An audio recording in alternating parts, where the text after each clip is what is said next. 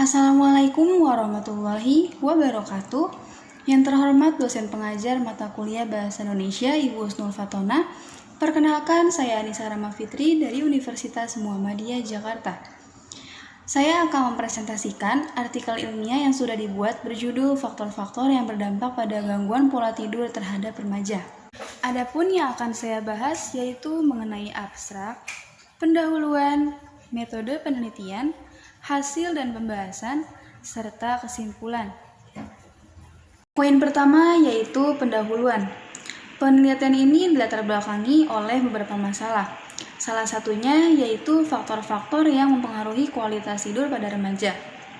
Menurut Jumilia tahun 2020, masa remaja merupakan salah satu periode dari perkembangan manusia. Masa ini merupakan masa peralihan dari kanak-kanak ke masa remaja yang mengalami banyak perubahan pada psikis dan fisiknya. Kualitas tidur seorang dipengaruhi oleh beberapa faktor, yaitu penyakit fisik, obat-obatan, gaya hidup, stres emosional, lingkungan, aktivitas fisik, umur, dan alkohol. Jika kondisi ini terus terjadi, kualitas tidur pada remaja akan memburuk. Akibatnya, mereka tidak dapat berkonsentrasi di kelas, kelelahan, dan mengalami banyak masalah emosional, seperti depresi di kemudian hari, menurut Basso tahun 2019. Selanjutnya yaitu metode penelitian. Adapun metode yang saya gunakan pada penelitian ini adalah studi literatur. Studi literatur dijadikan sebagai metode memperkuat data yang didapatkan sehingga dapat dipahami maknanya secara maksimal. Teknik pengumpulan data yaitu melakukan penggalian informasi berdasarkan dari jurnal penelitian, serta dokumen sesuai dengan permasalahan yang dikaji, sehingga dapat memperkuat argumentasi pada artikel ini. Hasil penelitian ini berdasarkan dari jurnal yang telah dijelaskan, yaitu mengenai pola tidur normal pada remaja, faktor yang mempengaruhi kualitas tidur, strategi penanggulangan kualitas tidur pada remaja, dan gangguan kebutuhan tidur. Poin selanjutnya yaitu pembahasan. Pembahasan pertama yaitu pola tidur normal pada remaja. Remaja memerlukan waktu tidur 8-10 jam pada tiap malamnya. Tidur pada remaja ini biasanya 20% merupakan tidur rapid eye movement atau bisa disebut dengan REM. Remaja yang pola tidurnya normal memiliki derajat kesehatan yang tinggi. Pembahasan kedua yaitu faktor yang mempengaruhi pada kualitas tidur. Yang pertama ada diet. Makanan yang banyak mengandung L-tritofan seperti keju, susu, daging, dan ikan tuna dapat menyebabkan seseorang mudah tidur. Yang kedua obat. Kecanduan pil tidur dapat menyebabkan penyakit lebih kompleks seperti parasomnia. Yang ketiga, stres psikologi. Stres psikologi seperti cemas dan depresi biasanya akan menyebabkan remaja memiliki gangguan pada frekuensi tidur. Yang keempat yaitu lingkungan. Pada lingkungan yang tenang memungkinkan seseorang dapat tidur dengan nyenyak.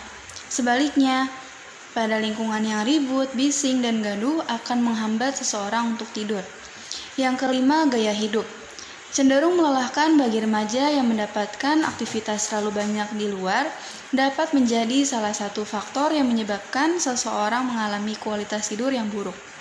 Yang keenam, status kesehatan. Seorang remaja yang kondisi tubuhnya sehat memungkinkan dapat tidur dengan nyenyak. Pembahasan ketiga yaitu strategi penanggulangan kualitas tidur pada remaja. Menurut Supartini tahun 2021, terdapat beberapa cara yang dilakukan oleh orang tua untuk menjaga kualitas tidur yang baik pada anak. Seperti yang pertama, meminta anak untuk tidur teratur.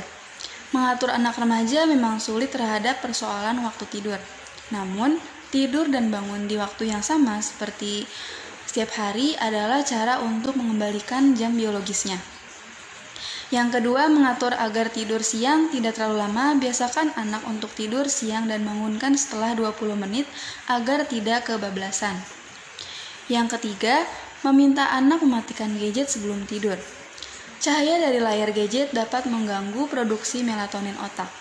Melatonin otak adalah hormon yang bisa membantu seorang untuk tidur. Kemudian menurut Liana tahun 2020, ada beberapa cara untuk membuat kualitas tidur yang baik. Antara lain, Yang pertama, menerapkan sleep hygiene.